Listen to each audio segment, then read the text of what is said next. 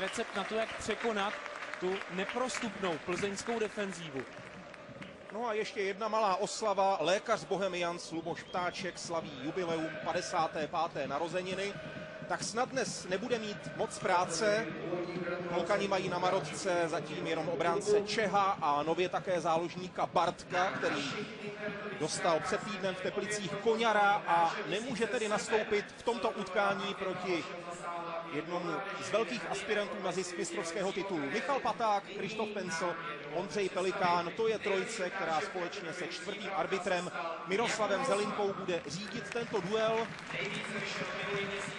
V sestavě Bohemians nastaly celkem 3 změny oproti tomu prohranému utkání v Teplicích. Vedle zraněného Bartka vypadli také Jirásek a Čížek, kteří si sednou na lavičku náhradníků. Tady je ovšem sestava Viktorie Plzeň. Kouč Karel Krejčí vyměnil ve srovnání se čtvrtečním duelem Evropské ligy proti Dynamu Minsk jenom pravého záložníka. Místo Jana Kopice hraje Milan Petržela, který spečetil to vítězství 2-0 nádherným gólem.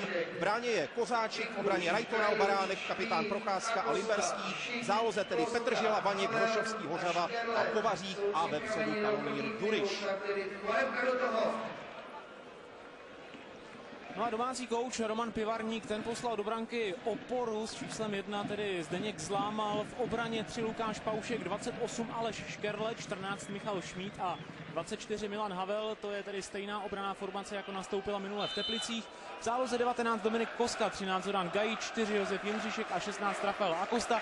Pod hrotovým hráčem s 10 Matuš Mikuš a v útoku se 17 Patrik Šik. Takže jak jsme předeslali, 3 změny v sestavě Klokanů. Místo Bartka, Jiráska a Čížka dostávají šanci Gajič, Mikuš a debutant Dominik Kostka, který se s číslem 19 postaví na pravý kraj zálohy. Před malou chvíli byl vyhlášen nejlepším hráčem juniorky Klokanů za měsíc srpen. Je to 19letý univerzální středopolař, střelecky disponovaný. V nedávném utkání juniorky ve Znojmě dokonce zaznamenal hat-trick a Bohemians právě střelce nutně potřebují, takže spoléhají i na tohoto ligového novice. Teď se ale hráči Bohemians musí bránit, protože Hrošovský rozehrával rohový kop v defenzivě Klokanů, tam dobře zapracoval Šik, který si tedy splnil svoje obranné povinnosti, ale Viktorka sebrala ten odražený balón. Tohle je Rajtoralův centr, který odvrací Lukáš Paušek. Kostka tam bojuje o ten balón. A nakonec byl úspěšný, protože Klokani budou mít k dispozici autové vhazování. Tady je Jan Kovařík, který nahradil v té sestavě oproti tomu čtvrtečnímu zápasu Evropské ligy Jana Kopice, který usedl pouze na lavičku. Limberský. Plzeň přenáší hru doprava, tam je František Rajtoral. Vaněk. Rajtoral. Dopředu to nešlo a Rajtoral teď vrací balon až k Janu Baránkovi. Václav Procházka a David Limberský. Snažil se uvolnit Patrika Hrošovského, ale balon se zase vrátil až k Davidu Limberskému. Tento teď zkouší tímhletím křížným pasem. Rajtoral první spletl na Vaňka. Pohybem si o přihrávku říká Petržela, ale teď si plzeňští té kombinaci neporozuměli.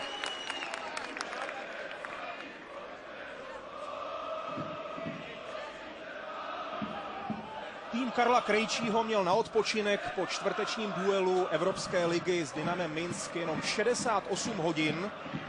Navzdory tomu je v sestavě pouze jedna korektura. Klokanům naopak odpadl pohár v Hradci Králové kvůli onemocnění v táboře soupeře, takže se mohli v klidu připravovat na dnešní duel 7. kola Synod ligy.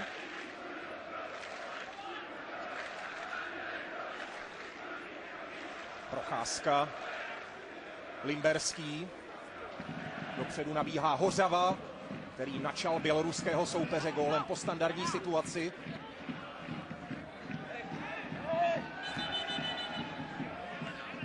Míč už byl celým objemem mimo hrací plochu. Hazovat budou hosté ze západu Čech. Roman Pivarník byl také díky tomu vítězství nad Plzní v závěru loňské sezóny vyhlášen trenérem měsíce května, ale teď má opravdu velké starosti. Jestliže minulý ročník zakončili Klokani sérii 7 zápasů bez prohry. Nyní jsou už 7 kol na suchu, tedy bez vítězství. A přitom to proti favoritům v poslední době umějí. Na jaře porazili Plzeň, remizovali na Spartě. Na startu letošní sezóny zase uhráli bod v Jablonci, ale ztrácejí spíše se slabšími protivníky. Hlavně domácí ztráty s nováčky se Zlína a z Olomouce je mohou v konečném účtování hodně mrzet. Teď to bude standardní situace po zákroku na Limberského. A Plzeň tak může prezentovat svou silnou disciplínu. Tady ještě jednou ten nedovolený zákrok, provinil se Dominik Kostka, debutant v sestavě Bohemians 1905. Hlavní rozhodčí Michal Paták ještě používá sprej, aby vyznačil, odkud se bude rozehrávat a kde bude stát ta dvoučlenná zeď, kterou si vyžádal brankář Klokanů Zdeněk Zlámal. Je tam připravený Patrik Hrošovský. Pravačka posílá balon ke vzdálenější tyči, tam se snažil o zakončení s 22 stoper Viktorie Plzeň Jan Baránek, ale neuspěl. A Limberský si teď nechtěl komplikovat situaci a poprvé tak zapojil do hry také brankáře Viktorie Plzeň Matuše Kozáčika, zatím se ty úvodní minuty odehrávají hlavně na polovině Klokanů. Tady Zdeněk Zlámal si tu situaci trošku zkomplikoval, ale teď už byl balon, řekl bych, celým objemem za zadní čarou, takže rozhodčí správně přerušil hru a bude se odkopávat od branky Bohemky. Milan Petržela málem potrestal Zlámala za jeho riskantní výlet. Zkušený brankář tam trochu zazmatkoval a mohla z toho být vyložená šance pro soupeře, ale Petržela už skutečně centroval zpoza brankové čáry. Milan Petržela si řekl o místo v základní sestavě tou skvostnou individuální akcí. Je to specialista na krásné góly, jeden dal i ve své kariéře v ligovém dresu a byla to jedna z nejkrásnějších branek v té více než 20leté historii naší samostatné nejvyšší soutěže. Vašku, ty si na to jeho solo z vlastní poloviny proti Hradci Králové určitě velice dobře pamatuješ. Na gala večeru 20. výročí Synod ligy tahle trefa aspirovala na gól 20letí, nakonec zvítězila jiná branka, ale Milan Petržela skutečně je hráčem, který dovede potěšit oko fotbalového labužníka nádhernou samostatnou akcí a také díky tomu dnes hraje na úkor Jana Kopice v základní sestavě. Teď už vazuje Milan Havel.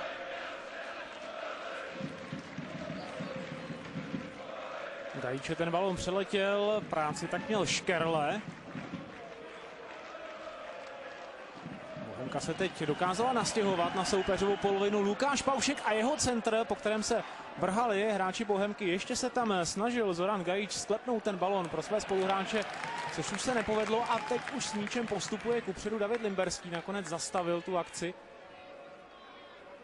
Hrošovský. Zahraje se také František Rajtoral. Baránek. Procházka. Poté, co byla Davidu Limberskému odejmuta kapitánská páska, tak právě Václav Procházka je novým kapitánem Viktorie Plzeň. Musí si zvykat na nového partnera ve stoperské dvojici po odchodu Romana Hubníka. Jan Baránek patří mezi nejvýraznější české talenty mezi středními obránci a určitě se hodně rychle sehraje. Vaněk. Rajtoral, Petržela. Nabírá rychlost, stíhá ho Gajič. Petržela má nízké těžiště a proto se Gajiče v pohodě zbavuje a pálí. Rána byla tečovaná, Plzeň bude kopat roh. No a Milan Petržela teď předvedl, co je jeho velkou devízou, a to je rychlost. Tady si dokázal velmi elegantně v té rychlosti poradit i s Gajičem. V celku lehce ho dokázal oklamat, narovnal si to na levou. Následně ta tečovaná rána skončila nad Zlámalovou brankou. Takže druhý rohový kop Viktorie Plzeň v tomhletom zápase. Tentokrát se bude rozehrávat z pravé strany hřiště. A s balónem už pomalu míří k rohovému praporku Jan Kovařík. Michal Ďuriš v bezprostřední blízkosti brankáře Zlámal a teď už se pohybem odpoutal od bránících hráčů, takže plzeňští rozehráli na kombinaci Kovaříkův přetažený centr, tak tohle se s Karla Krejčího příliš nepovedlo.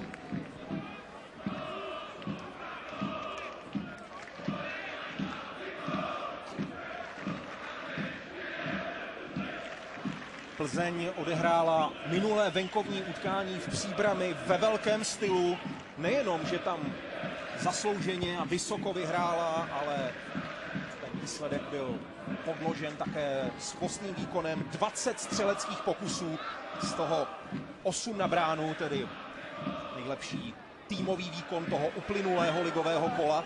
I dnes je Plzeň od začátku na půdě soupeře velice aktivní a obranu Klokanů znovu trápí s chutí hrající Petržela. Teď už Gajič a Kosta. Byl tam faulován.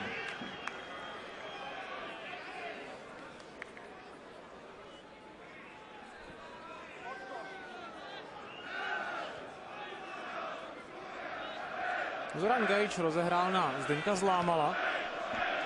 Ten je jedním z nejvytíženějších hráčů v sestavě Klokanů.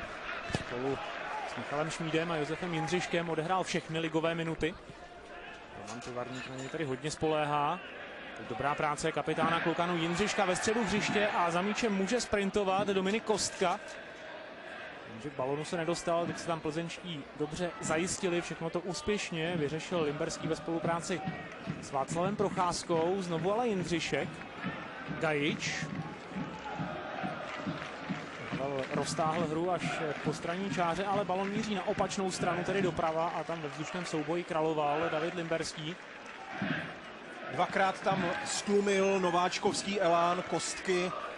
To je samozřejmě pro tohoto debutanta v dresu Bohemians velké sousto hrát proti jednomu z nejlepších levých obránců v českém fotbale, Davidovi Limberskému, stabilnímu členovi základní sestavy nejen Plzně, ale také české reprezentace. Ale Kostka má dobrou aktuální formu a může využít toho, že ho kouč Pivarník povzbudil zařazením do Ačka a dnes také do zahajovací jedenáctky. V takové situaci samozřejmě Kostka nemá co ztratit a může vsadit na to, že z něj bude v každém souboji sálat nadšení, ale před několika okamžiky ho Limberský eliminoval jak na zemi, tak ve vzduchu a zatím tady z toho minisouboje odchází jako jasný vítěz. Tady pískán faul Ondřeje Vaňka na Zorana Gajiče. Rozehrával Michal Šmíd. Jindřišek se teď neprosadil v souboji s Hořavou. Rošovský. Ne, trošku zaváněl offsidem, ale rušení bylo v celku zbytečné, protože ten dlouhý pas nakonec doletěl až k brankáři Zlámalovi. Plzeň určitě bude hodně sázet na 4gólového Michala Ďuriše, jemuž hodně prospělo hostování v Mladé Boleslavi. Tam pokřál, nabyl herní i střeleckou jistotu a na začátku letošní ligové soutěže výrazně zastínil Jana Holendu i Ajdina Mahmutoviče, kteří se s ním, co se týče střeleckého příspěvku, v žádném případě nemohou rovnat. Rychlost a technika Ďuriše bude určitě dělat obraně Bohemian značné potíže. No a kromě těch 4 gólů dokázal Michal Ďuriš také na 2 branky úspěšně přihrát, takže je velmi užitečným hráčem v sestavě plzeňské Viktorky. Tohle byl nepřesný Rajtoralův centr. František Rajtoral se v letošní sezóně opět zabydlel na pravém kraji obrany, to všechno při zranění Radima Řezníka, který stále není k dispozici. A je vidět, jak má Plzeň široký a kvalitní kádr, protože i při těch četných absencích, nejenom Řezník, ale také Kolář, Pilař či Hejda, má kouč Krejčí kam sáhnout. Tohle je velká možnost a nakonec vracející se Škerle zastoupil už překonaného brankáře Zlámala, který opět vyběhl hodně daleko ze své brány, až za hranici 16 a Plzeň ho za to mohla potrestat, protože tam nabíhali hned 2 hráči v modro-červených dresech. Teď už protiúder, Šik, křižovaný Baránkem, jenž si v tom osobním souboji počínal úspěšně. Vůbec se dá říci, že právě v soubojích 1 na 1 zatím domácí tahají v úvodním poločase za kratší konec.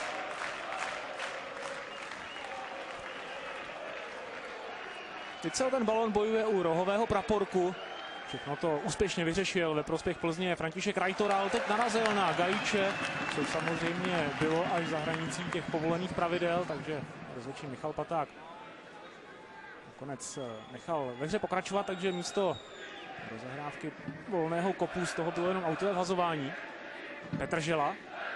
Teď se tam dva hráči Bohemky srazili a Viktorka se toho snažila využít, jenže přišel tenhle ten zákrok Havla, který přibrzdil rozběhnutého Milana Petrželu. Ještě jednou ten nešťastný střet Jindřiška se svým spoluhráčem. Havel dobře ví, že nesmí nechat Petrželu rozběhnout se podél pravé postranní čáry s míčem na kopačkách, protože v takovém případě se pravé plzeňské křídlo velice těžko chytá. Znovu Petržela prošel přes dva hráče, přes toho třetího už nikoli. A Kostovi a Havlovi tam na levé straně tentokrát pomáhal Gajič, což je hráč, který třeba v minulé sezóně nastupoval na pozici stopera.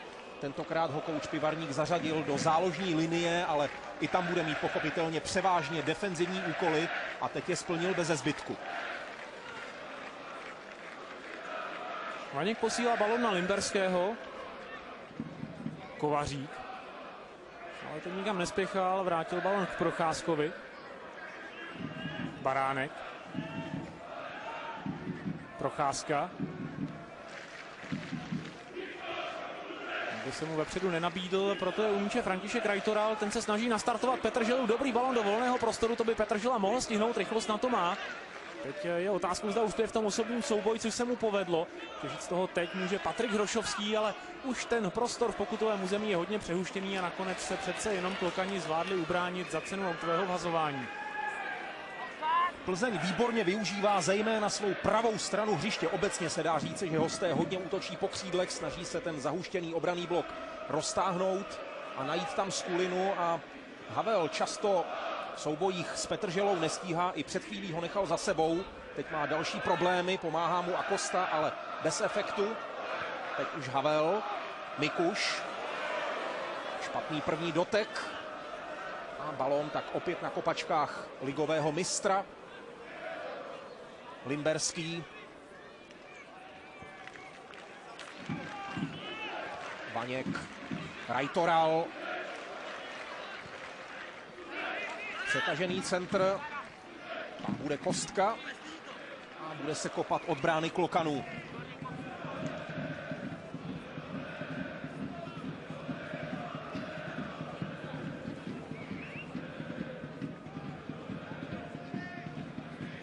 Plzeň si vypracovala tuhle příležitost díky nákopu za obranu. Ducha přítomně a velice chladnokrevně to tam vyřešil Škerle. Nejprve chtěl zřejmě posílat Zlámalovi hlavou malou domů, ale pak shledal, že domácí brankář vyběhl hodně daleko a proto se ještě vrátil před prázdnou bránu a tam zastoupil svého spoluhráče. Teď už Ďuriš, další dobrá přihrávka za obranou linii a vynikající zákrok stopera Šmída. V klíčovém okamžiku tam střední obránce Bohemians vpadl Ďurišovi do té možná gólové střely. Znovu následoval balon za obranu Klokanů. Michal Ďuriš také velmi rychlým hráčem, což potvrdil i v tomhle případě a opravdu na poslední chvíli tam přispěchal Michal Šmíd a srazil tu střelu na další rohový kop. Takže u rohového praporku už připravený Patrik Hrošovský.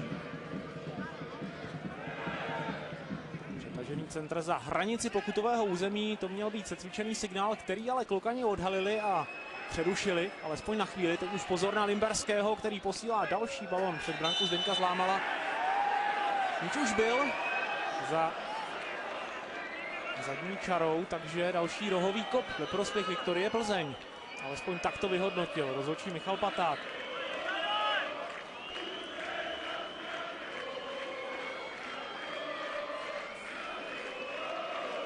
Čtvrtý rohový kop Viktorie Plzeň, zahraje z levé strany Kovařík.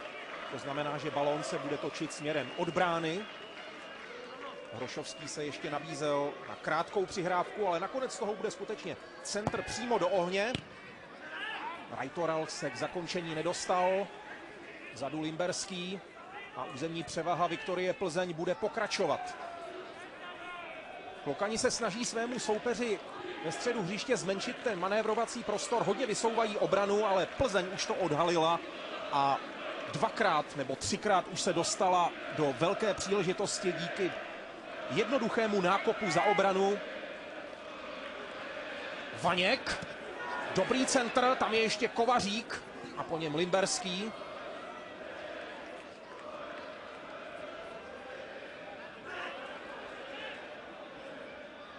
Kovařík, Hořava, pomohl si při zpracování rukou.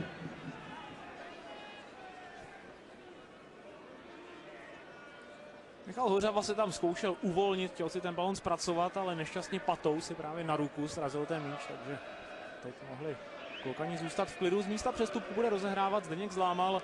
Roman Pivarník v minulém kole osobně sledoval vítězství Viktorie Plzeň na příbramské půdě a určitě si udělal o soupeři velmi dobrý obrázek a ví, že ho dnes nečeká žádné jednoduché utkání a zatím se to potvrzuje, protože jeho svěřenci jsou, dá se říci, prakticky pořád pod tlakem plzeňské Viktorky.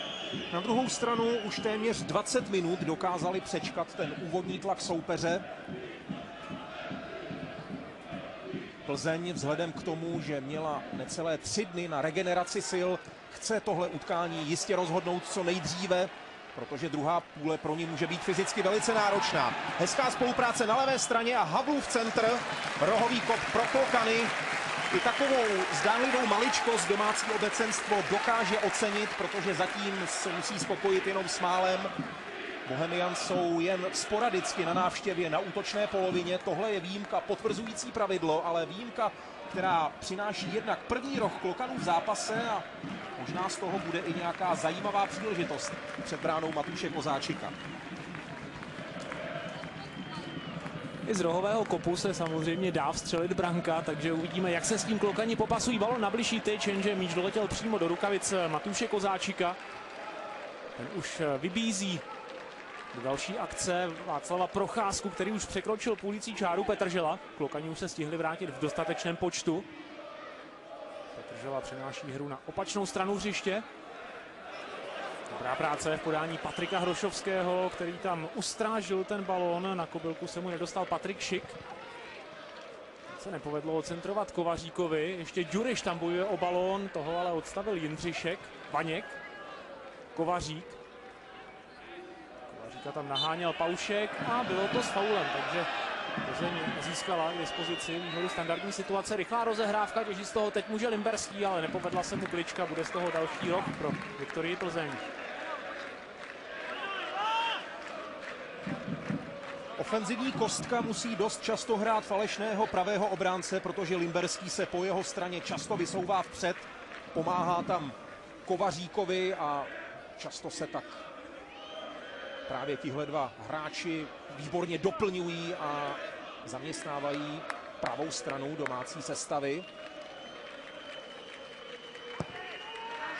Hořava dostává pěknou přihrávku, Procházka na zadní tyči. A ještě tam sprintuje Petržela. Rajtoral. Hořava. Zblokovaná střela a Mikuš vyráží do protiútoku. Mikušovi tam na pomoc spěchali jeho spoluhráči, nakonec se od Hořavy ten balon odrazil do zámezí, takže celá ta akce se zastavila, bude z toho jen autové vhazování. Práci bude mít krajní obránce Havel. Klokani se snaží povzbudit velmi slušně zaplněný Dělíček. Mikuš nedoskočil, za ním na ten míč čekal stoper Baránek, Ďuriš, Petržela. Nakonec zvládl ten souboj s dvojicí protihráčů Vaněk, Procházka. Ďuriš se opět pohybuje na té offsideové hraně. Limberský a po něm Procházka. Baránek může vyrazit kupředu. Snaží se využít toho volného prostoru, který mu dali hráči Bohemky. Se štěstím Petržela k tomu míči dostal. Zkouší to individuálně, v prvním osobním souboji uspěl. Ho přibrzdil Michal Šmíd, ale Petržela udržel balon pro Rajtorala, ten už míří do středu hřiště. Nakonec raději přihrávka na jistotu na kapitána Procházku. Limberského naprosto přesný pas na Milana Petrželu. Ten umí 1 na 1, což potvrdili v tomhle případě Petrželova sražená přihrávka. Tam Patrik Hrošovský doklouzával na té vzdálenější tyči. Nakonec toho bude další roh. Skvělá akce Plzně už od té diagonály na Petrželu, který tam opět zůstal sám proti jednomu bránícímu hráči. Potom přišel tečovaný centr a domácím tady přálo štěstí. Zlámal se ještě, snažil ten balón vyškrábnout tak, aby z toho nebyla standardní situace, ale k té nakonec došlo. Rozehrávka do pole na Limberského. Hrošovského centra, Procházka si tam trochu pomáhal rukama v souboji s Gajičem. Domácí se teď zlobí na rozhodčí, že nebylo pískáno.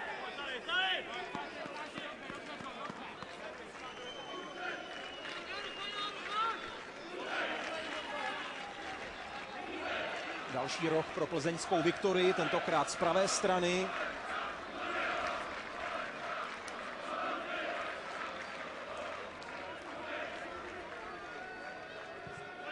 Opět přihrávka nikoli do 16, nýbrž do pole. Kovaříkův centr a tam opět královal dobrý hlavičkář Gajič.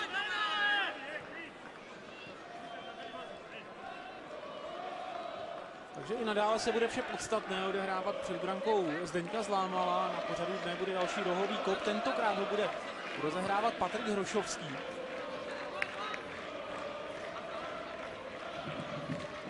Co plzeňská Viktorka předvede při téhleté standardce. Znovu si vyběhl Ďuriš pro ten balon, ale Lokani už tenhle ten signál dokázali odhalit a teď tu šanci nebo tu možnost Plzně ohrozit branku Zdeňka Zlámala velmi rychle eliminovali. Hazuje Limberský. Si nabíhá Kovařík. Jeho střela končí v boční síti.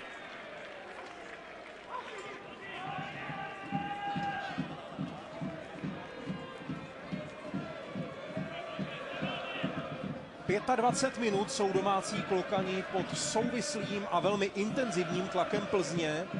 Zatím se zmohli jenom na pár rušových protiútoků. Teď se možná konečně dostanou k nějaké postupné akci po dlouhém nákopu. Ale Plzeň se i v této chvíli ubránila.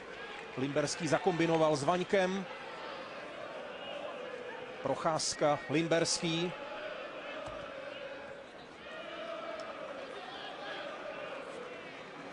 Hladce zvládnutá přechodová fáze, Kovaříkův centr a další nedorozumění v domácích zadních řadách. Zlámal čekal, že se toho balónu ujme někdo ze stoperů. Nakonec přišel odkop na roh. A Plzeň už se v této kolonce blíží k číslu 10 a to ještě nemáme za sebou ani půl hodinu hry. Byl to Lukáš Paušek, který tam uklízel ten balón do zámezí. Takže věděl, že nemůže udělat chybu. Teď Limberského rána, která proletěla těsně nad břevnem. Tak tenhle signál vyšel Viktorii Plzeň téměř dokonale. Scházelo pouze přesnější zakončení v podání tohoto muže, Davida Limberského. To je velice dobrý střelec, nedávno to potvrdil jak dresu Plzně, tak i českého národního mužstva. Hezky sklopený nárt, precizně trefený balón, šlo to těsně nad břevno a Zlámal by měl velké starosti, kdyby se Limberský trefil mezi jeho tři tyče. Možná měl domácí golman i zakrytý výhled. David Limberský svými výkony potvrzuje, že se tou aférou nenechal příliš rozhodit. Už také komunikoval s trenérem českého národního týmu Pavlem Vrbou, který ho ujistil, že s ním i nadále počítá. A řekl bych, že pro český fotbal je to dobře, protože Limberský je skutečně vynikajícím a navíc zkušeným fotbalistou, který na závěrečném turnaji mistrovství Evropy ve Francii může být jedním z pilířů našeho týmu. Jenom by měl někdy trochu asi více a lépe volit svá slova, přemýšlet o následcích svých činů, jak se říká, dvakrát měs a jednou řeš. Tak doufejme, že se David Limberský z celé té aféry už poučil a nic podobného se opakovat nebude. Teď Rajtoral chtěl přenést hru právě na Davida Limberského, to se nepovedlo, prochyběl totiž Dominik Kostka. Kozáčik. Baránek. Rajtoral vrací zpátky Baránkovi a na něho dotíral Patrik Šik. Procházka. Baránek. Hráči Klokanů brání svoji polovinu, jsou zhruba na půlící čáře, všichni za míčem. Až teď Patrik Šik vystartoval proti Baránkovi, ale ten i přesto dokázal dostat míč k Ďurišovi. Janik Správný posílá balon na Kovaříka. Teď stojí Havel, Limberský opět na ofenzivním výletě, David Limberský ve velké šanci a proti němu skvěle zasáhl, Zdeněk Zlámal. Další parádní kombinace Plzně na křídle, tentokrát na levé straně. Hostům vyšlo prolínání řad, protože z Limberského se po přihrávce Kovaříka do 16 stalo levé křídlo a Kostka měl opravdu velké štěstí, že to neskončilo gólem, protože právě on má v takovýchto situacích Limberského bránit. Už tedy další plzeňský roh. Ale se Jindřiškovi příliš nepovedlo, Ďuriš se tam ještě snažil dostat k balónu, nakonec Patrik Šik odkopává do relativně bezpečné vzdálenosti. Matuš Mikuš neměl úplně ideální první kontakt s balónem, Procházka. Nabízí balón Vaňkovi, ten ještě udělal kličku na Zlámala, nevyzrál, Zlámalovi pomohli také jeho spoluhráči a Klokani tak přežili další horkou chvilku před svojí brankou. Ale Plzeň teď stupňuje tempo a zatlačila už svého soupeře až do jeho 16. Další střelecký pokus z dálky. Hrošovský se na sebe zlobí, protože ta rána mu nesedla optimálně. Tohle ale byla parádní akce, kterou založil Procházka přihrávkou do 16. Vaněk potom centroval a dokonce i útočník Šik se tam musel věnovat defenzivní činnosti před svou bránou. Dopředu se domácí opravdu často nedostávají, protože Plzeň je svírá aktivním přístupem ze všech stran a někdy už ten gól opravdu visí na vlásku. Teď má práci Procházka. Kozáčik se ještě žene za balónem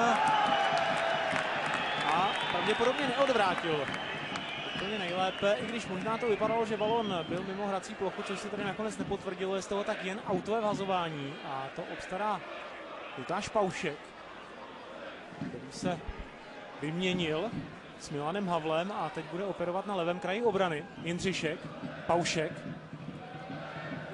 Právě Paušek by měl tedy zastavovat ty průniky, o které se na pravé straně z pohledu Plzně stará Milan Petržela.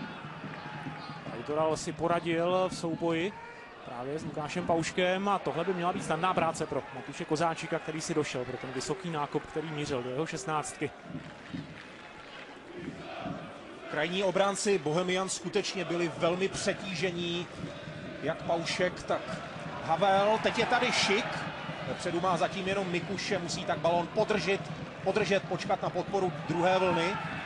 Havel. V tandemu Kostka, jeho centr, odkopává Rajtoral. A Bohemians vyhodí kotvu na útočné polovině. Po dlouhé době, ne-li vůbec poprvé v dosavadním průběhu prvního poločasu, přijde delší časový interval domácích na půlce soupeře. Byla tam ale nepřesná přihrávka a Petržela ukázal záda svým strážcům. Stále Petržela. Velké štěstí tam měl Paušek, který ještě stačil Petrželu zabrzdit a pomoci tak Šmídovi, kterého to vyneslo úplně jinam. Znovu to ale bylo po nákopu za obranu a po skvělém využití zrychlení Milana Petržely. Obránci Klokanů při těchto balónech rychlosti nestíhají, jak s Ďurišem, tak s Petrželou. Teď ale Milan Petržela v té rozhodující chvíli možná až příliš dlouho přemýšlel, jakže vlastně zakončí, a to se mu stalo osudným. Po faulu, který přišel poblíž té středové čáry, bude rozehrávat Lukáš Paušek.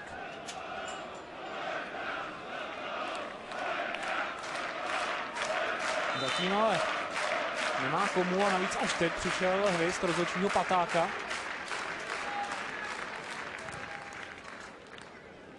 Paušek hledal Gajíče, ten prodloužil na Mikuše. Gajíč už vtrhl do 16, přihrává před Kozáčikovou branku, tam je Šik! Obrovská šance pro hráče Bohemians, balon těsně minul vzdálenější tyčku. Velice dobře sehraná akce po levé straně, zapojil se do ní i štítový záložník Gajič. Tady si naběhl do volného prostoru, Hrošovský nestíhal, Kozáčik tam vyrazil jenom před sebe a Šikovi se povedlo ten balon ještě vydolovat a z úhlu se pokusit skórovat, ale bylo to v pádu, v podstatě na zemi. Patrik Šik už před týdnem podal velmi dobrý výkon v Teplicích. Velmi často tam zakončoval, připsal si 6 střeleckých pokusů, z toho 5 na bránu, dal 1 gól. Je to hráč, který se umí dostat do šance a i tady to prokázal, ale zatím ani on se nemůže pochlubit nějakou úžasnou produktivitou a to je problém celého týmu Bohemians. Samozřejmě byl by to gól proti směru hry, ale nedá se očekávat, že by si klukani v tomto utkání vypracovali 10 nebo 12 vyložených šancí. Budou to třeba 2 nebo 3, ale ty musí být proměněny. Naopak několik slušných šancí se už dokázala vypracovat plzeňská Viktorka, ale Zdeněk Zlámal i s určitou dávkou štěstí zatím drží čisté konto. Teď další balon za obranu. Konec to vyřešil všechno Zdeněk Zlámal. Teď poslal balon až mimo stadion. Málem až na poštu. Už ale plzeňští budou moci doručit další rekomando do pokutového území domácích Bohemians, že mají k dispozici autové vhazování. Kovařík tam kombinuje u té levé postranní čáry. Společnost mu tam dělal Milan Petržela. Následuje další autové vhazování. Petržela si pohybem říká o balón. A nakonec uníče Ďuriš. Limberský. Proti němu nikdo nevystoupil, až teď se o to snaží Kostka. Kovařík. Limberský. Nabízí balon Kovaříkovi do křídla, ten centruje na Ďuriše. V pokutovém území nejvýše vyskočil stoper Michal Šmíd. Akce plzeňské Viktorky pokračuje. Zprava teď může zahrozit František Rajtoral, i on je dobře technicky vybaveným hráčem. Vaněk. Procházka. Znovu jsou klokani zatlačeni prakticky do vlastní 16. Teď si ale hráči Viktorky neporozuměli a Bohemce zase nevyšel ten přechod do protiútoku.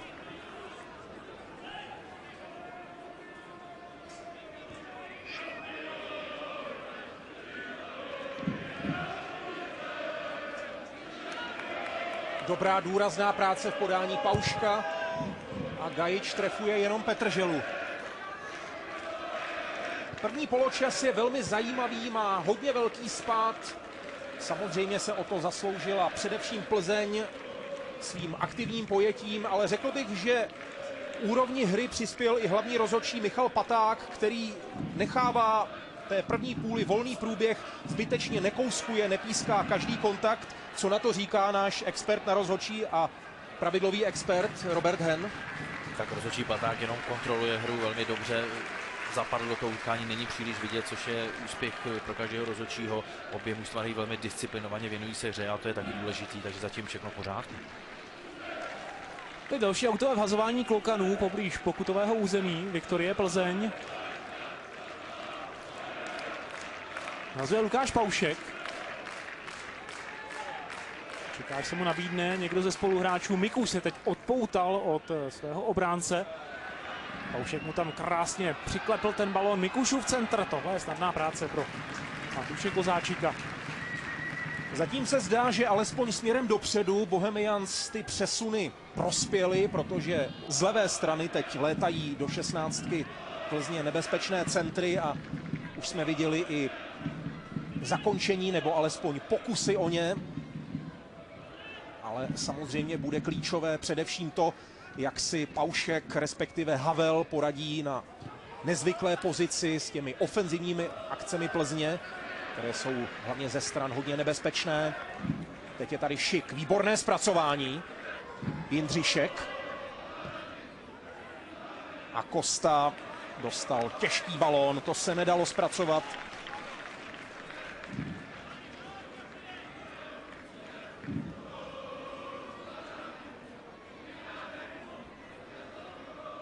Petržela, Rajtoral, Procházka. Limberský. A už se mu zase hlásí Petržela, který si tam zbíhá z pravého křídla. křížně až mezi stopery a právě tam čeká na ty kolmé přihrávky. Domácí obranné kvarteto se velmi často vysunuje hodně daleko za hranici pokutového území a snaží se právě ofenzivní hráče Plzně vytlačovat co nejdále, ovšem není tam potřebný tlak ve středu hřiště, takže dost často přihrávající hráč má hodně času, hodně prostoru na to, aby posílal právě na ty rozběhnuté fotbalisty Plzně dobré a přesné přihrávky vpřed. Těží z toho zejména Petržela, ale také Ďuriš je v tomto směru velkou hrozbou pro domácí obranu a golmana Zlámala.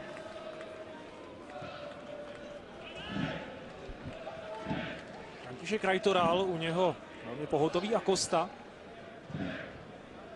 Rajtoral proto přihrává dozadu na Baránka, bývalého hráče ostravského Baníku. Procházka. Patrik Hrošovský. Hořava. Stíhaný Jindřiškem. Limberský. Ve středu hřiště teď Vaněk.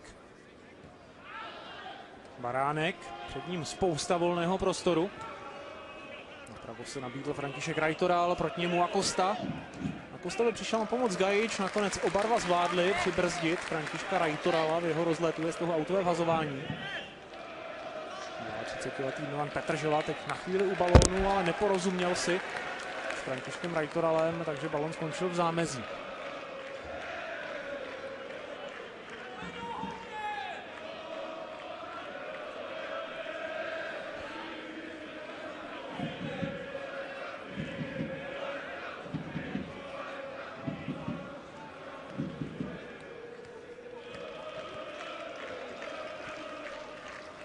Do konce prvního poločasu schází zhruba 5 minut.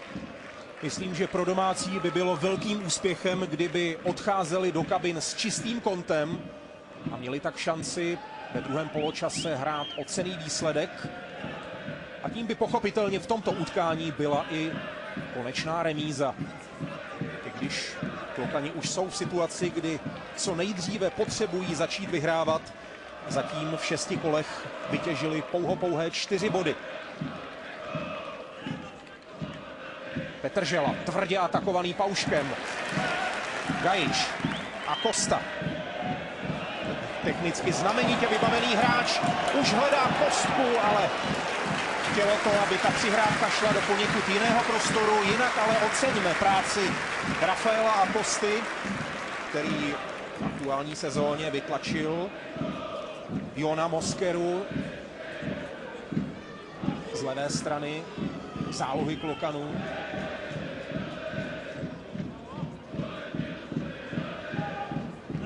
Procházka. Na Rajtorala to bylo příliš vysoké.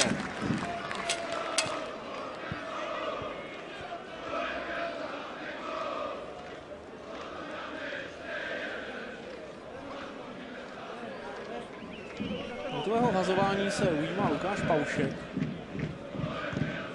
Gajič z první dopředu. Šik se tam snažil dostat k míči, ale balon propadl až na kopačky Františka Rajtorala. Limberský. Stále David Limberský. Vaněk. Baránek. Procházka. Opět všichni hráči Bohemians stažení na vlastní polovině, čekají na další útočnou akci plzeňské Viktorky. Procházka. Hrošovský. Baránek. Vaněk teď na chvíli stažený na postu pravého krajního beka, vepředu vysunutý František Rajtoral. Nakonec se Petržela dokázal odpoutat od bránících hráčů, teď tam Paušek trošku podkouzl a byl druhý v tom souboji. Ani Ďuriš, ani Kovařík nezasáhli ten balón, který mířil před Zlámalovou branku. Nakonec se bude pouze odkopávat od branky Bohemians 1905. Ale podívejte se, kde se zase pohyboval stoper Václav Procházka. V podstatě často hraje záložníka, vydatně podporuje útočnou činnost svého mužstva a tím vlastně drží domácí tým v šachu, protože svěřenci tohoto muže, Romana Pivarníka, se nedostávají dopředu tak často, jak by chtěli.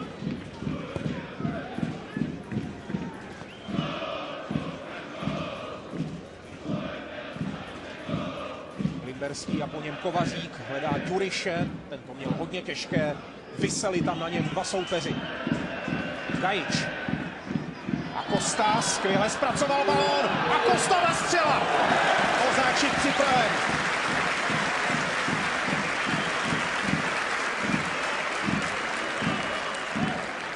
Rafael Acosta se postaral o další rozruch před plzeňskou brankou. Takhle zakončil spoza pokutového území a protáhl Matuše Kozáčika, takže i směrem dozadu budou muset být plzeňští hráči na pozoru. Teď ale v útoku byl Hořava, ještě velká šance, zlámal nakonec. Ten balon jenom srazil a navíc byl máván a pískán offside, takže veškeré vzrušení teď do líčku naprosto zbytečné. Kovařík tam v tom souboji skončil na zemi a bylo to v pokutovém území. Roberte, viděl si nějaký přestupek proti pravidlům ze strany domácích hráčů? Obránce prostě použil jenom tělo, tady to ještě uvidíme, prostě je to kontaktní sport a ne každý kontakt je faulem, prostě naprosto v pořádku, o offside se poté jednalo, správně posouzeno.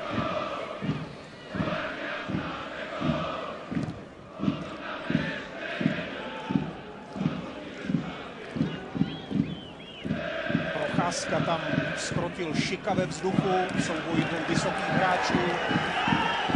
A také závěrečné okamžiky první půle zřejmě Plzeň stráví s míčem na kopačkách na útočné polovině. Zatím se jí nedaří vyjádřit tu svou převahu úvodní brankou, která by ji uklidnila. Kostka. Riskantní klička. A nakonec z toho bude míč pro Bohemians.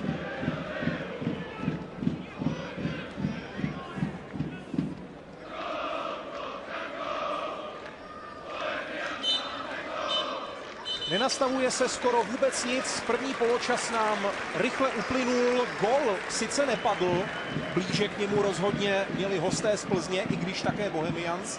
V závěru poločasu vystrčili růžky a osmělili se a několikrát vyzkoušeli pevnost plzeňské defenzivy, ale rozhodně jsme neviděli nudnou 45-minutovku. Bylo to velmi rušné, pohledné a bojovné z obou stran.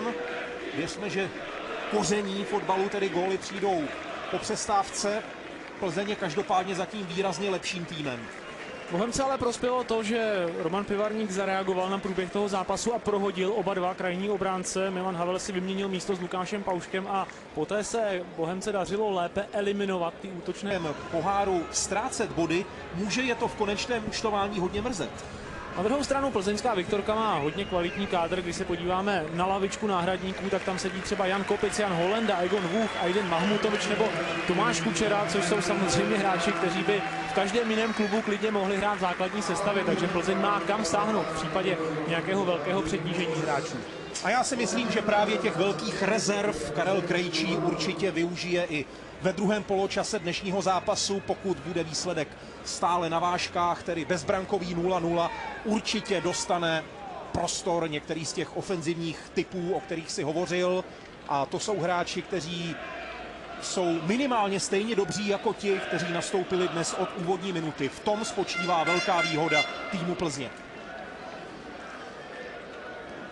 Hlavní rozhodčí Michal Paták už je připraven zahájit druhý poločas zápasu 7. kola Synod ligy mezi Bohemians 1905 a Viktorií Plzeň. Úvodní výkop druhé půle obstarali Klokani. Balon do hry uvedla dvojice Zoran Gajič a Matuš Mikuš. No a Klokani se pokusili o první útoční výpad na soupeřovou polovinu v rámci druhého poločasu. Teď tam nespracoval ten balon ideálně Rafael Acosta, který je tady v dělíčku na roční hostování. Uruguayský fotbalista už v prvním poločase naznačil, že by mohl být pro Bohemians platným hráčem, protože právě po jedné z jeho střel se pořádně protáhl Matuš Kozáčik, která byla velmi nebezpečná. Už Limberský. Kovařík. Zpátky Limberskému. Teď se chtěl komplikovat situaci, takže si zahraje Jan Baránek. Procházka. Limberský se teď vrátil trošku zpátky, rozehrávce přišel pomoci i Patrik Hrošovský. Limberský. Kovařík a znovu reprezentační obránce David Limberský, Hořava. Vaněk. Se pomaloučku posouvají hráči plzeňské Viktorky stále blíž k pokutovému území Bohemky. byla snadná práce pro stopera Klokanu Michala Šmída. Paušek se rychle vzpamatoval z tvrdého střetu. Hořava. Rajtoral. Další úspěšná kombinace mezi těmito dvěma hráči. Procházka. Znovu se mu povedlo rozehrát konstruktivně. Tam se vrací Havel, jehož dnes sleduje v hledišti trenér české reprezentační 21 Vítězslav Lavička. Zatím prožívá Havel velmi perné odpoledne. V první půli měl starosti nejprve s Petrželou, potom zase s Kovaříkem a samozřejmě také Limberským, který se velmi často vysouvá po jeho straně. Milan Havel, ročník 1994, patří k těm několika talentovaným fotbalistům, které se kouč Pivarník snaží zapracovat do kádru a do sestavy. Dnes jsou tam vedle Havla Šik či Kostka na lavičce. Hušel na roční hostování z obcí ze Sampdorie Janov. Karlo Lulič, ten zatím není fyzicky a zdravotně připraven tak, aby mohl do tohoto utkání zasáhnout, ale zdá se, že ta omlazovací kůra bude pokračovat, což odnesl třeba zkušený Marek Jarolím, který se dnes nevešel ani na lavičku. Po faulu na Lukáše Pauška může z místa přestupku rozehrávat brankář Zdeněk Zlámal. I ten se v letošní sezóně podílel na jednom z těch 7 gólů, které Klokani nastříleli. Bylo to v tom malém pražském derby na Dukle, kde v samém závěru zařídil svému týmu konečnou remízu. Dobrá práce Ďuriše. Volný balón už ukořistil Milan Petržela, který ho z první posílá na Hořavu, tedy v pokutovém území sražená rána a teď už se Klokani opět ubránili. Gajč teď může definitivně osvobodit Bohemku, ale nezvládl ten souboj s Milanem Petrželou, i když ho to ve finále zas tak mrzet nemusí, protože z toho bude autové vazování, což velmi nelibě nese Milan Petržela. Tady bylo jasné držení Ďuriše v podání Šmída a citlivě ponechaná výhoda ze strany rozhodčího Michala Patáka. Opět ho musíme pochválit, Roberte. Ano, tady se ukázala jeho zkušenost a opravdu ten cit pro hru má v sobě a ta výhoda na patřičný smysl, jsou to dogolové situace a velmi dobře posouzení. Na druhé straně se musí vracet Václav Procházka, protože u míče Mikuš, jak by vyzrál na zkušeného plzeňského stopera. Důležité pro Klokany bylo, že se mu podařilo udržet balon. Už je Gajič, který centruje, tam je Šik, ale je tam také Matuš Kozáčik.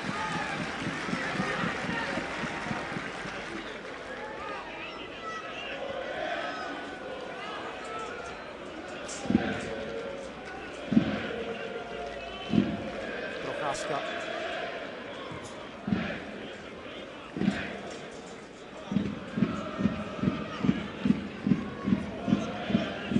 Se mezi stopery stáhl i Patrik Hrošovský. Baránek, už se k němu stahuje Mikuš. Petržela. Baránek zůstal vepředu a asi tam zůstane i dál, protože po faulu na Petrželu budou hráči Viktorie Plzeň zahrávat v celku slušnou standardní situaci.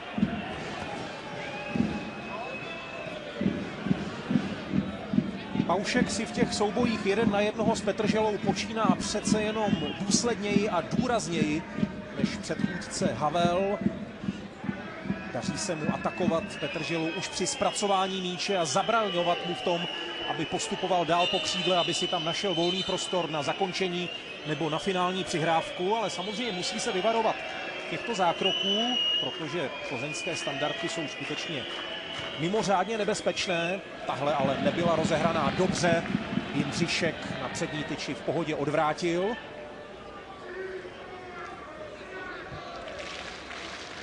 Limberský. A zase parádní přenesení hry na 40, možná 50 metrů. Hrošovský, Petržela, Vaněk, Procházka, Limberský. Jeho typická přihrávka Šajtlí, tam sprintuje Kovařík. Padá na zem v 16, ale bude se kopat od brány.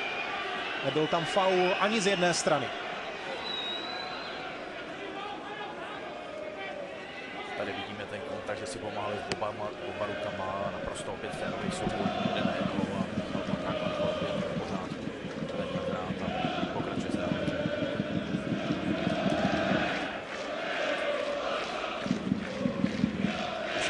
pustil za sebe, tam byl Mikuš, ale tohle v jeho podání bylo možná až příliš zbrkle, i když nakonec se Patrik Schick málem dostal k tomu balónu.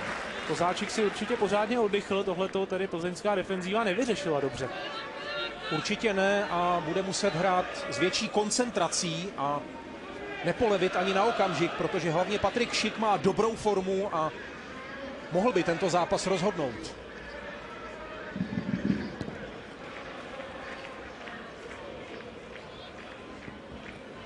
Paušek vytlačil Petrželu prakticky až za půlící čáru, ještě mu tam v tom vydatně pomáhal Acosta.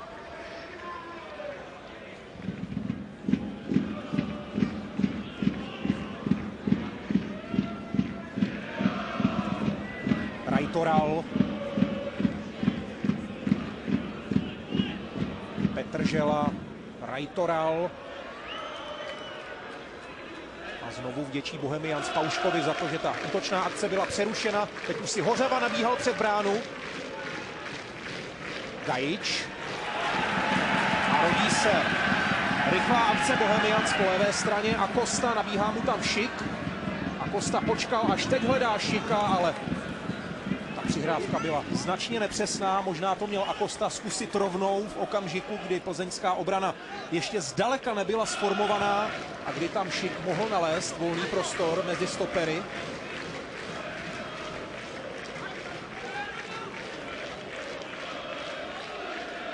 Tři hráči v zelenobílých dresech teď atakují rozehrávku Plzně, ale za nimi je díra. Teď už přece jenom Gajič, Mikuš i Schick ustupují, ale Schick aktivně dorazil u lajny Procházku. Kovařík a zase velmi agresivní zákrok. Podání Havla je vidět, že Klukani nechtějí skutečně dát svému soupeři tolik prostoru jako v některých pasážích prvního poločasu, tak jak o tom ostatně hovořil Dominik Kostka v tom poločasovém rozhovoru s naším reportérem Davidem Sobiškem.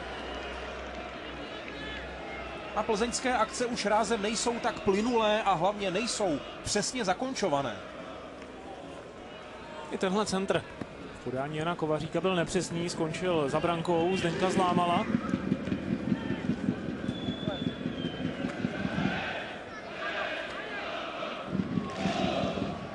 Limberský uspěl v souboji s Gajičem, ale Klokani zabojovali. Šmíd, Gajič. Byl Acosta, za balonem se žene Mikuš, ale rychlejší byl v tomhletom případě Baránek, který osvobodil plzeňskou Viktorku za cenu toho odkopu do autu. Nazovat může Paušek.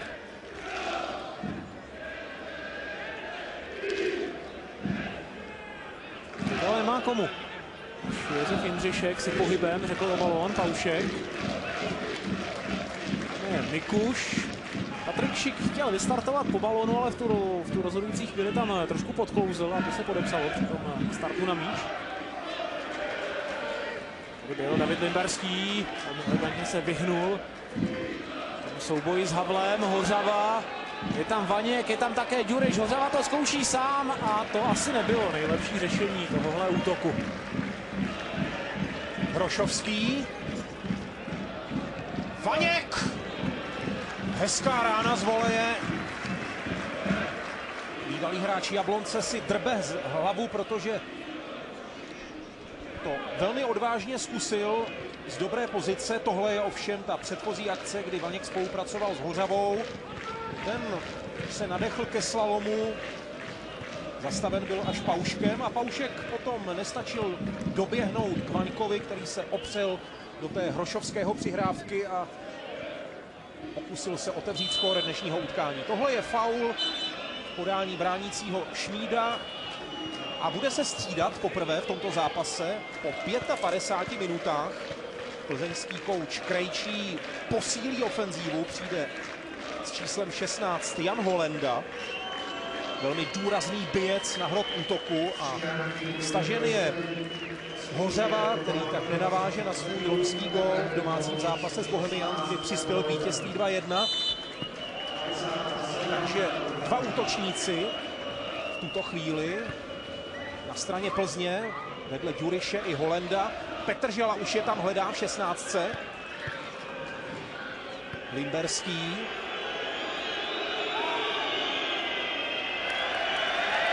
to je pro Zlámala.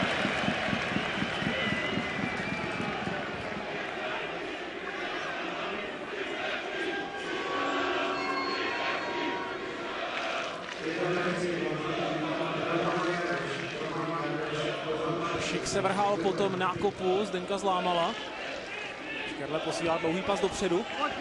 Tak má Procházka, kterého tam obtěžoval Matuš Mikuš. Z toho autové vazování pro hosty. Připravený už je David Limberský. Teď se na chvíli odpoutal od Havla Limberský. Ale těžké zadržet, teď si Havel pomohl faulem, přidržel Limberského za dres. Limberský rozehrál, Baránek. Ještě Krajtoral může vyrazit kupředu. Holenda nachytaný v offsideu. S příchodem Jana Holendy samozřejmě nastaly přesuny v týmu Plzně. Michal Ďuriš se posune na pozici podhrota a hosté mohou využívat postavu a také důraz nového hráče na hrací ploše. Holenda je velmi platný v osobních soubojích, hlavně ve vzduchu, dokáže dobře hlavičkovat nebo zakrýt balón a nalézt přitom volné spoluhráče, kteří toho prostoru přece jenom asi dostanou více než on. Procházka, Limberský.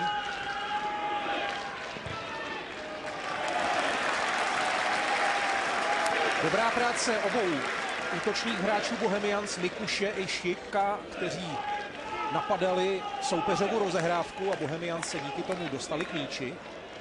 Havel už hledá Šika, ale ten balon proletěl až na hlavu Limberského. Ještě Jindřišek, to je v podstatě odevzdaný míč.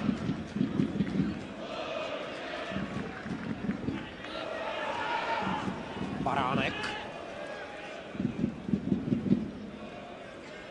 Po předchozích utkáních občas kritizován trenérem Krejčím za rozehrávku, ale tentokrát si na ní dal záležet a založil plynulou akci, po níž Plzeň opět může svému soupeři zahrozit ze standardní situace.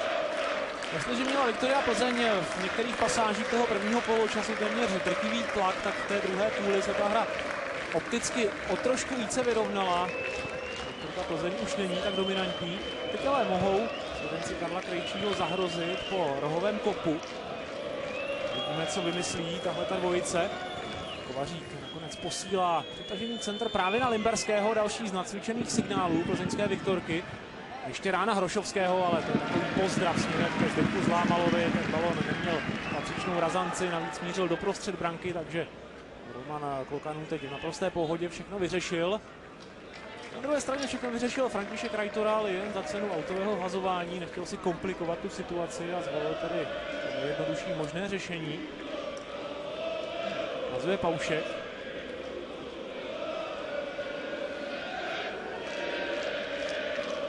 Dole čeká, až se nabídne někdo v zeleno-bílém dresu. Nakonec chtěl oslovit Mikuše, toho celku v pohodě ustrážil František Krajtoral, znovu Mikuš, ale nevyšel ten první kontakt s balónem. Na trávníku teď zůstává Gajič, teď už se zvedl.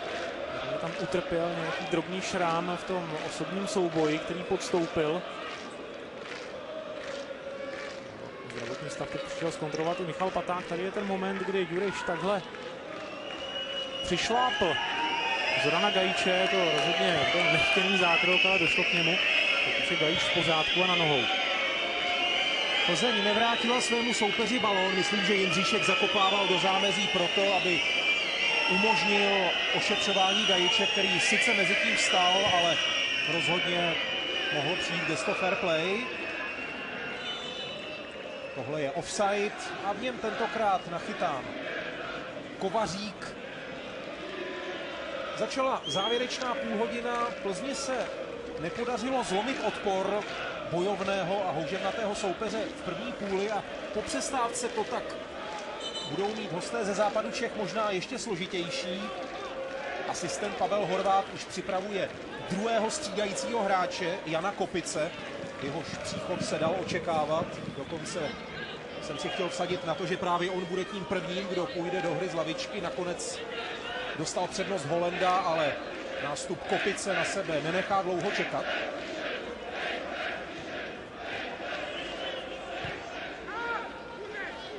Plzeň to po přestávce má daleko těžší než v první půli, protože domácí se začali daleko lépe pohybovat bez míče a skutečně důrazněji přistupují ke svým protivníkům. Toho prostoru už zdaleka není tolik a neměl ho ani teď Petržela. No a Petrželu si teď dobře odstavil Paušek, všechno to vyřešil ve spolupráci s dalším kolegou z obrany. Balon ale přece jenom nakonec přiletěl do pokutového území Klokanů, teď tam s ním operuje David Limberský.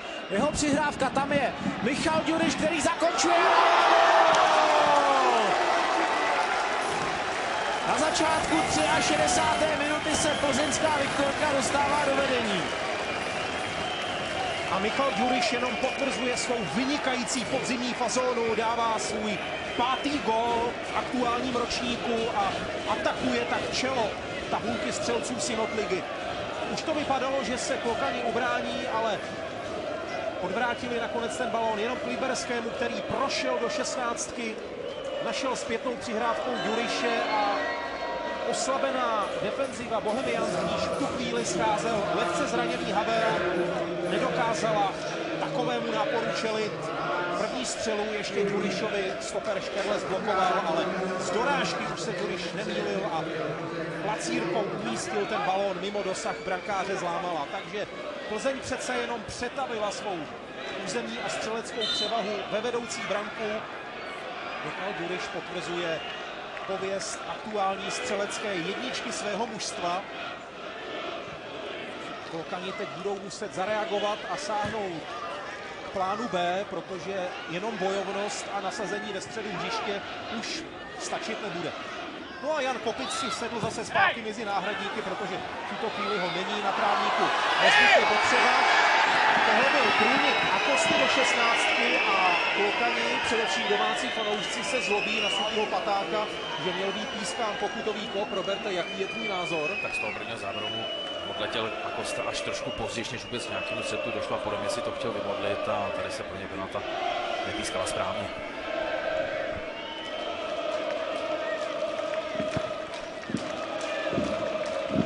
Teď už se znovu Klokani musí soustředit na defenzívu, protože balón kontroluje plzeňská Viktorka, konkrétně Rajtoral, Hrošovský, Baránek. Procházka. Kovařík. Vrací k Baránkovi, Limberský. Limberský se snaží nastartovat Holandu, ale přece jenom lepší start na míč teď potvrdil stoper Klokanů Aleš Škerle, který zakopl míč do autu.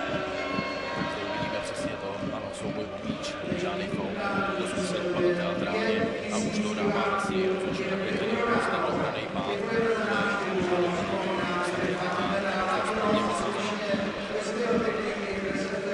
Holenda, Limberský a znovu Holenda, jehož nástup na hřiště tady vlastně Plzni prospěl, i když sám střídající hráč se střelecky neprosadil, ale zaměstnal tam obranu Bohemians natolik, že se nestačila věnovat úplně všem hráčům hostujícího celku a Michal Ďuriš toho využil ke vstřelení vedoucí branky. Teď už Limberský, Kovařík a jeho centr od brankové čáry. Tam je Procházka, dobrá rána z voleje, tyč! Kopat se bude další roh, Zdeněk Zlámal teď měl štěstí, měl dobře postavené tyče své branky. Kapitán Václav Procházka se zpoza pokutového území takhle opřel do balónu, Zlámal toho mnoho neviděl, ten balón se před ním vynořil na poslední chvíli, ale tentokrát mu pomohla branková konstrukce. Mezitím plzeňská Viktorka rozehrála ten roh, centroval Kovařík, ale našel jen bránícího Pauška, další centr posílá do pokutového území Patrik Hrošovský, ale to byla taková lahůdková práce pro Zdeňka Zlámala, který teď okamžitě posílá dlouhý nákop dopředu, za balónem sprintuje Mikuš, ale míč konec skončil na hlavě Matuše Kozáčika, který balón odvrátil do zámezí, takže Klokani budou hazovat. zápasu tady v Dělíčku přihlíží 5 000 diváků, je tady vyprodáno a hlavně fanoušci Klukanů se ostatně jako vždy starají o parádní atmosféru tady na tomto stadionu ve Vršovicích. No a teď vyprovázejí ze hřiště potleskem Matuše Mikuše. Toho střídá v 67. minutě jedna z letních posil Klokanů, Leonid Akulinin s číslem 9. Dobrý nahrávač, zatím ale nedává ani on tolik gólů, kolik by si kouč Pivaník přál. Možná to přijde dnes. Domácí potřebují k bodovému zisku alespoň jednou skórovat v těch zbývajících zhruba 25 minutách. Tam bylo provinění Kostky. Plzeň bude kontrolovat balón a tím pádem také vývoj této pasáže druhého poločasu. Je teda ten souboj připadal spíš skákání na soupeře ze strany plzeňského hráče, protože tady tohle rozhodčí posoudil tak, jako kdyby udělal stovičku, ale prostě zůstal stát, není zpevněný a tady se vyvinul z toho obráceně. Jan Kopic se přece jenom na trávník dostaví, i když ne tak rychle, jak se původně předpokládalo. Po té vstřelené brance se zařadil zpátky mezi náhradníky, ale teď už se tam opět rozhýbává.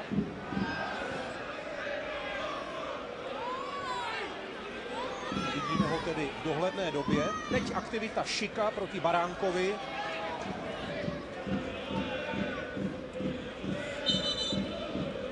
Plzeň se ubránila a bude střídat.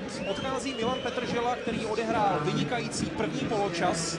V tom druhém se přece jenom proti bojovníkovi Palčkovi tak často neprosazoval. Nasazený tedy Jan Kopic. A to znamená, že Palček, jemuž postupem času už asi budou docházet síly, bude mít proti sobě dalšího více než zdatného protivníka. Možná, že kvalita Plzně na pravé straně ještě stoupne.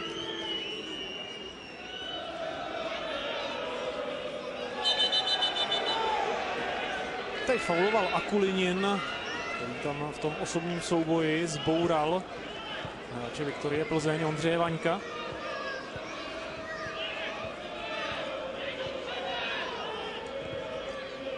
Baránek zapojuje do hry Matuše Kozáčika. Procházka. Chtěl situaci zkomplikovat Šik. Procházka tedy znovu poslal balón na raději k Matuši Kozáčikovi. Lenda se vrhal po tom balónu, ale míč přistál na Škerleho hlavě. Gajič teď odolává tlaku ze strany Patrika Hrušovského. A Gajič si poradil. Škerle. Šik prohrál souboj s Procházkou. Míče Gajič.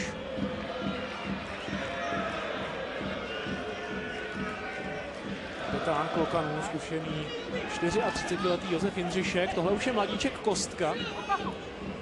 Si za svůj dnešní výkon zatím rozhodně stydět nemusí. Znovu Jindřišek.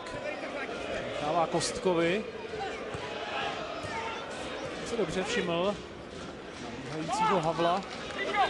A Klokani zůstanou v blízkosti pokutového území plzeňské Viktorky. Mají k dispozici autovazování. Havlův dlouhý balón. Tam chytře přepouštěl Akulinin ten balón a nakonec toho Klokani vytěžili výhodu rohového kopu.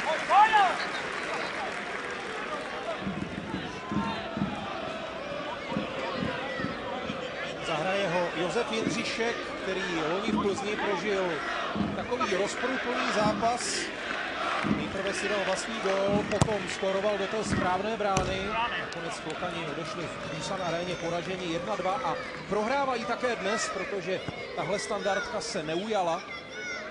20 minut před koncem je to 1-0 pro obhájce ligového prvenství.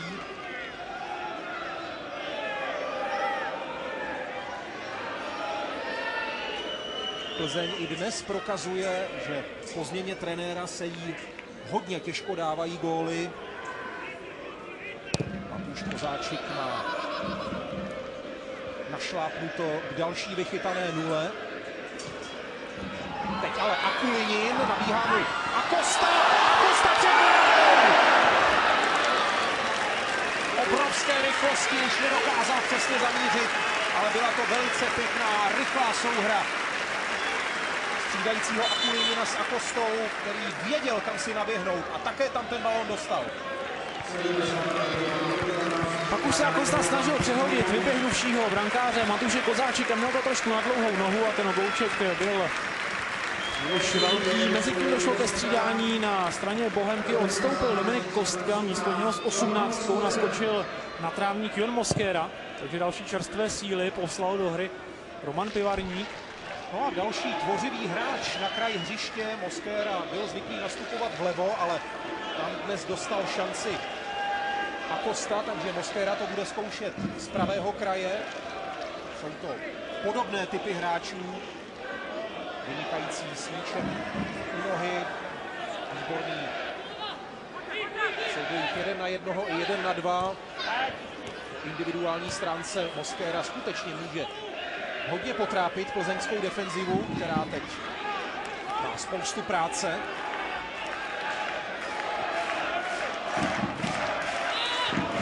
Mosquera si ale nerozuměl s Havlem a ten balón mizí v nenávratnu.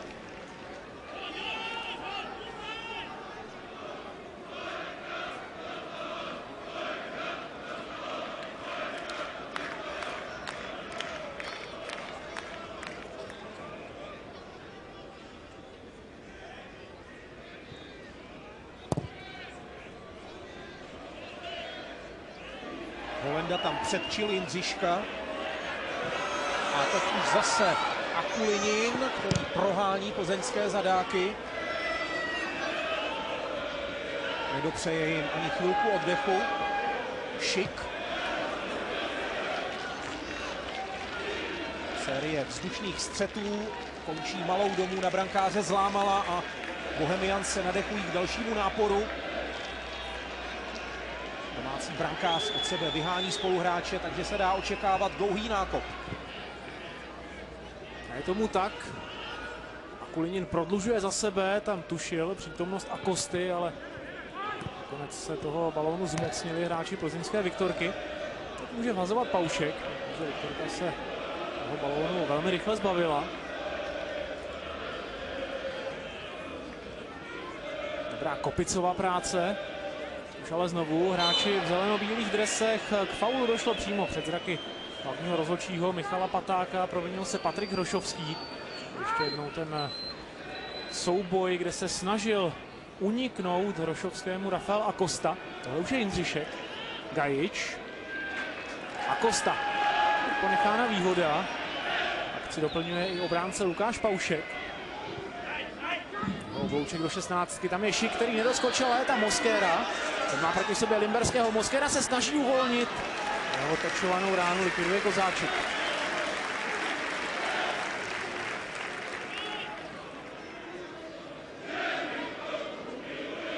Střídající hráči ale zatím hodně pomohli ofenzivě Bohemians, jak Akulinin, tak Mosquera přispěli svým způsobem k tomu, že Klokani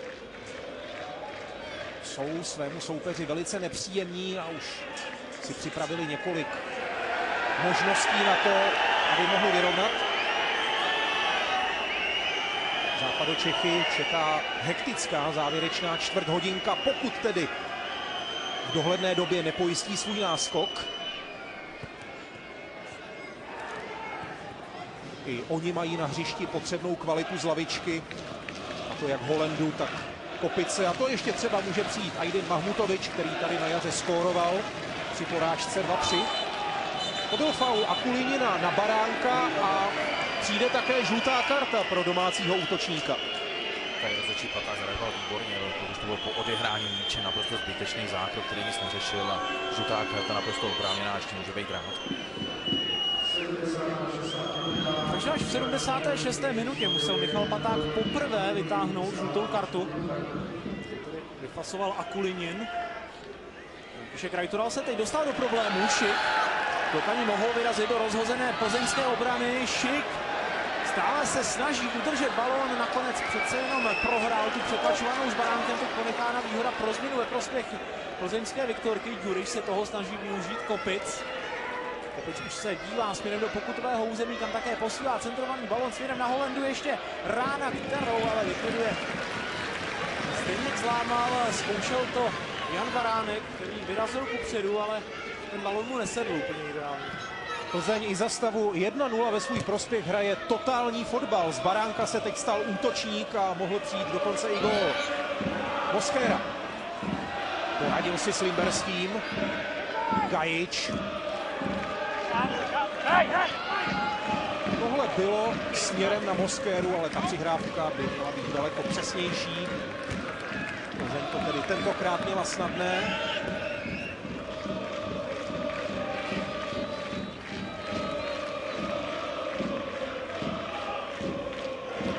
Ještě jedna změna se připravuje na domácí lavičce. Jsou tam stále i při těch několika ztrátách hráči, kteří rozhodně mohou svému týmu prospět. Třeba Šírl nebo Jirásek, tak uvidíme, koho osloví kouč Roman Pivarník. Tady je Kopic, zatímco ze země se jen stěžka sbírá Acosta. Rozhodčí paták ukazuje směrem k bráně Plzně. A Kulinin. Bylo to hodně složité, byl tam zdvojen. Kovařík. Vaněk, Limberský. A znovu ten ostrý pressing v podání Bohemians. Ale Jindřišek překročil únosnou mez.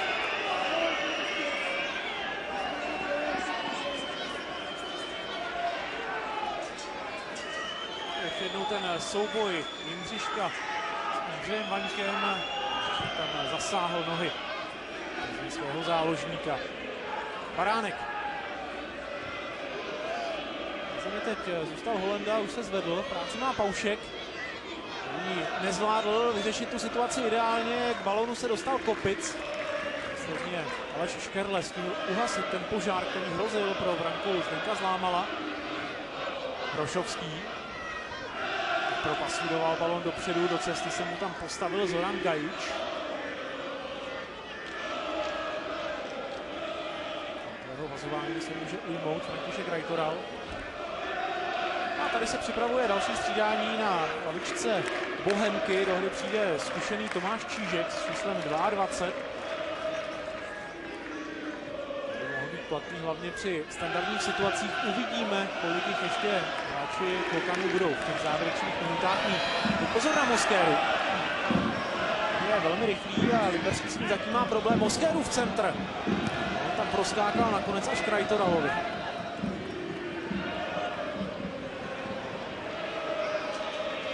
Kopic neprošel.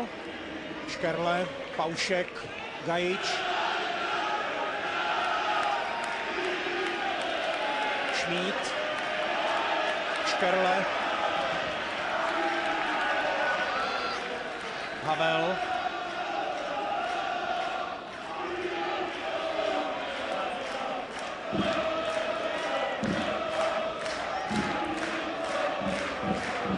Plzeň teď brání v podstatě až konkurující čáry.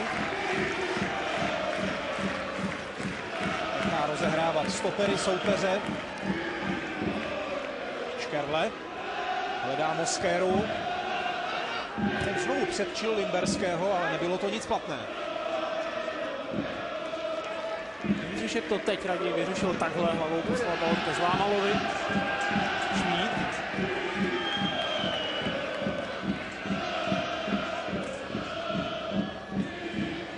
Konec se nepřesně přihrával směrem dopředu a teď se bude muset rychle vracet zpátky. Holenda. Kopic, jeho je Acosta a přibrzdil Kopice. Znovu to je vazování, takže hráči Bohemky teď dostali prostor k tomu, aby se s nimi zatáhnout do té obranné formace. Kopic nakonec to vazování přenechává Rajtoralovi. Krátko kombinoval s Vaňkem, právě Vaněk je teď u míče a snaží se proniknout do 16, což se mu podařilo, stále Vaněk. I na podruhé se dostal k balónu, ale netrefuje branku Zdenka Zlámala.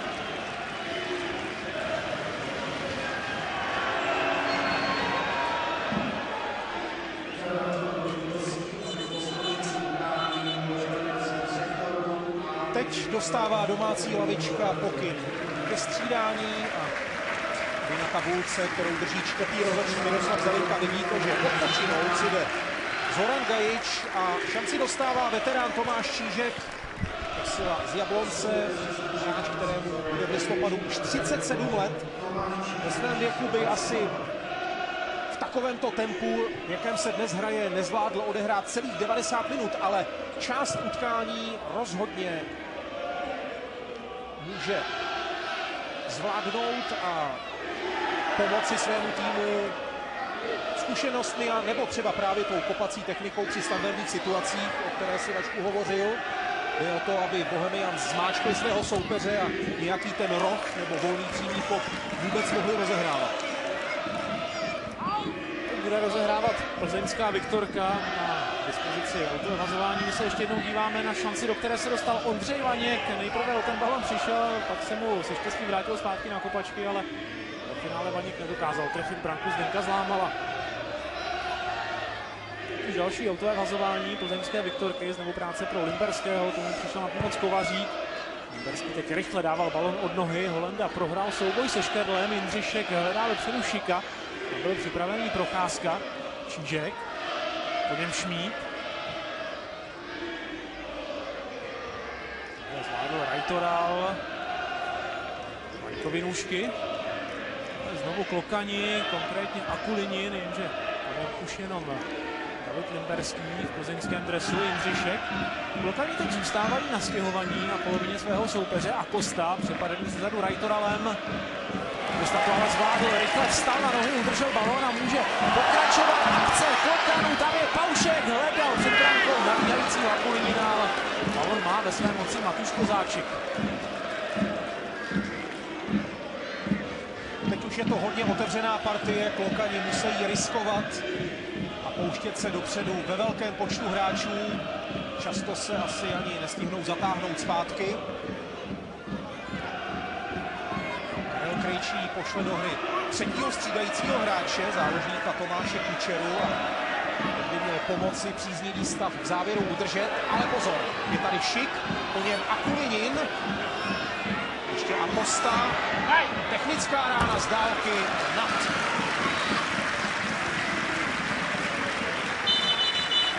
A teď přijde na řadu to avizované střídání. Ze hry bude stažen Michal Ďuriš s číslem 12 a místo něj tedy dostane šanci bývalý hráč Vysočiny Jihlava Tomáš Kučera. Slovenský reprezentant Michal Ďuriš dnes znovu potvrdil, že na podzim je na něj spolehnutí, hlavně po té výměně trenéra. Zjevně cítí velkou důvěru od Karla Krejčího a jeho realizačního týmu a odvděčil se za to gólem, který jste si opět mohli prohlédnout.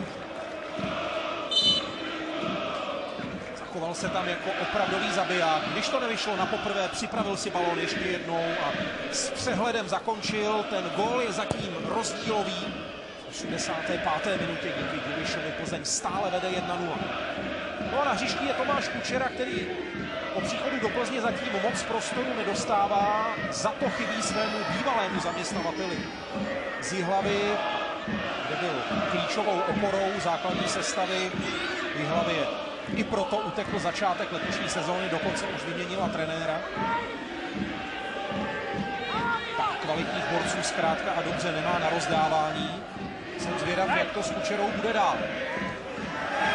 Teď tam skončil na trávníku Šik po souboji s Vaňkem, ale Klokani pokračují. Balon se dostal až k Pauškovi na opačnou stranu hřiště, ten zakombinoval s Akostou. Teď tu akci Klokanů alespoň na chvíli dokázal přerušit Patrik Hrošovský. Šik už na nohou a připraven zapojit se zpátky do hry. Dobrá Akostova práce, který tam dokázal oklamat říkajícího Kopice. Ale Jan Kopic hledá vepředu Holendu, toho si vzal do parády Šmíd, Čížek, balon je ve volném prostoru, který si doběhl ten balon právě Tomáš Čížek, tam je Akulinin, ještě jedna hoska. Neměl čas na střelu, na poslední chvíli mu tam ten balon ukradl Procházka. A právě plzeňský kapitán teď postupuje vpřed. Ale nestačilo tam na svůj protějšek Jindřiška Moskéra. Nabíhá mu Havel, ale Moskéra postupuje úplně jiným směrem. Jindřišek Čížek před chvílí předvedl nádhernou individuální akci, zakončenou také dobrou zpětnou přihrávkou. Jeho spoluhráči si s tím ale neporadili. Mosquera, Čížek, přes něj teď půjde asi hodně útoků Bohemians. Rajtoral se bude snažit plzeňské šiky uklidnit. Podařilo se mu to. Hrošovský. Kopic.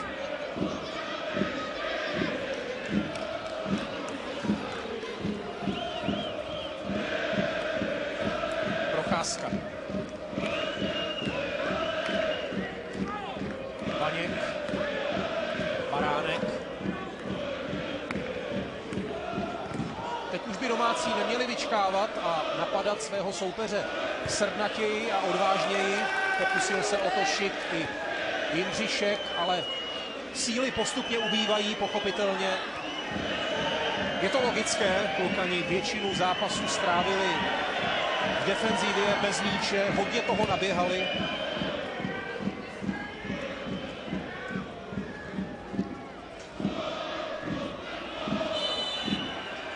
Další střet, který posoudil rozhodčí Paták jako faul, postižený Čížek. A právě on zřejmě rozehraje následnou standardní situaci.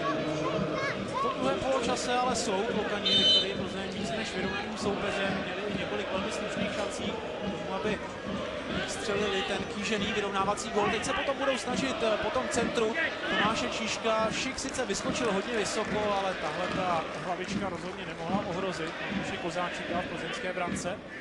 A toho času už klokani na to vyrovnání mnoho nemají, protože začala 89. minuta. Uvidíme, kolik Michal Paták nastaví, ale vzhledem k tomu, že ten druhý poločas se hraje poměrně plynule, tak toho asi mnoho nebude. Teď za balonem sprintuje Paušek. Tam Michal Kopic, Paušek si bez problému poradil a rychle vrací balon zpátky do hry. Si uvědomuje, že čas se krátí. Uvidíme, třeba zase dopředu vyrazí Zdeněk Zlámal, pokud k tomu bude nějaká příležitost. Ale skutečně zkažená rozehrávka v podání klokanů. Zachraňuje Havel. To už byl Kučera. Kovařík. Zovat bude David Limberský.